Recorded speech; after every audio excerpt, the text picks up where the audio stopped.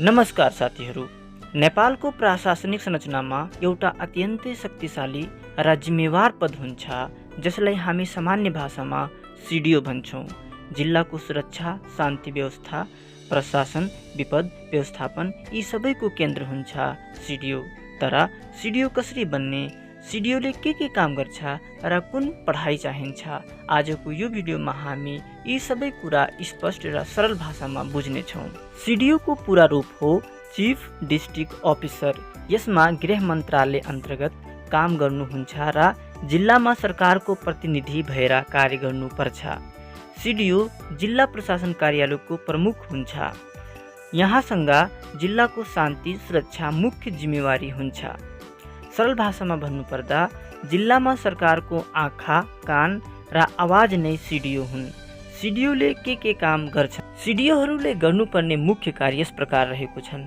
जिल्लामा शान्ति सुरक्षा कायम राख्ने, प्रहरी, सशस्त्र प्रहरी र प्रशासनलाई निर्देशन दिने, कर्फ्यू लगाउने र हटाउने अधिकार दिन्छन्, नागरिकता, राहदानी, नाबालक परिचयपत्र सम्बन्धी निर्णय गर्छन्, विपद व्यवस्थापन गर्छन् जस्तै बाढी, पहिरो, भूकम्प आदि, जिल्लामा हुने आन्दोलन सभा जुलुस नियन्त्रण गर्छन्, स्थानीय तह र सङ्घीय सरकारबीच समन्वय गर्छन्, आपतकालीन अवस्थामा तत्काल निर्णय लिन्छन्। यसैले सिडिओ बन्नु भनेको केवल पद होइन, ठुलो जिम्मेवारी र सेवा भावना हो। अब चाहिँ विस्तारमा बुझौँ कि सिडिओ बन्नको लागि के गर्नुपर्छ र सिडिओ कसरी बन्न सकिन्छ। तो पहिलो स्टेप हो शैक्षिक योग्यता, जसमा न्यूनतम योग्यता स्नातक बैचलर्स उत्तीर्ण हुनुपर्छ, जसमा कुनै प्रकारको पनि संकाय हुन सक्छ, कुनै पनि विषय लिएको हुन सक्छ, चाहे त्यो कानुन हो, प्रशासन हो, राजनीति हो, समाजशास्त्र हो, व्यवस्थापन हो अथवा विज्ञान हो, जुनसुकै संकाय मान्य हुनेछ। सिडिओ नेपालमा डाइरेक्ट बन्ने प्रक्रिया अथवा इक्जाम हुँदैन। सिडिओ बन्ने व्यक्ति गृह सेवा एडमिनिस्ट्रेसन सर्भिस अन्तर्गत पर्दछन्। सुरुमा तपाईँ बन्नुहुन्छ शाखा अधिकृत। लोकसेवा परीक्षा का चरण लिखित परीक्षा हुन्छ, अन्तर्वार्ता हुन्छ र प्रशिक्षण हुन्छ। शाखा अधिकृत बनिसकेपछि पदोन्नति हुन्छ, अर्थात् प्रमोसन हुँदै जानुपर्छ। जस्तै शाखा अधिकृत पछि उपसचिवमा प्रमोसन हुन्छ, त्यसपछि सहसचिवमा प्रमोसन हुन्छ। सहसचिव तह पुगेपछि मात्र सिडिओ बन्ने सम्भावना हुन्छ।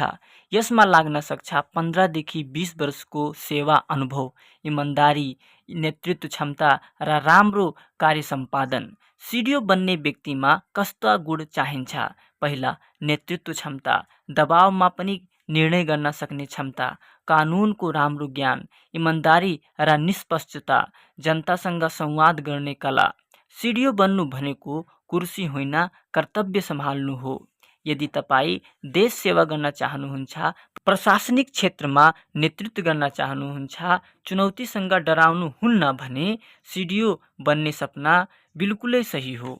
आजदेखि तयारी सुरु गर्नुहोस्, किताबसँग मित्रता बढाउनुहोस् र एक दिन तपाईँ पनि जिल्लाको नेतृत्व गर्ने सिडिओ बन्न सक्नुहुन्छ। यदि यो भिडियो उपयोगी लाग्यो भने लाइक गर्नुहोस्, सेयर गर्नुहोस्, च्यानललाई सब्स्क्राइब गर्न नबिर्सनुहोस्। अर्को भिडियोमा नेपालमा प्रमुख जिल्ला अधिकारी तलब र सुविधा लिएर आउनेछु। धन्यवाद। यदि तपाईँ चाहनुहुन्छ भने सुपर च्याट गरेर अथवा डोनेट गरेर मेरो हौसला बढाउन सक्नुहुन्छ। आजको भिडियोमा यति मात्र लिन्छु बिदा। हस्त धन्यवाद।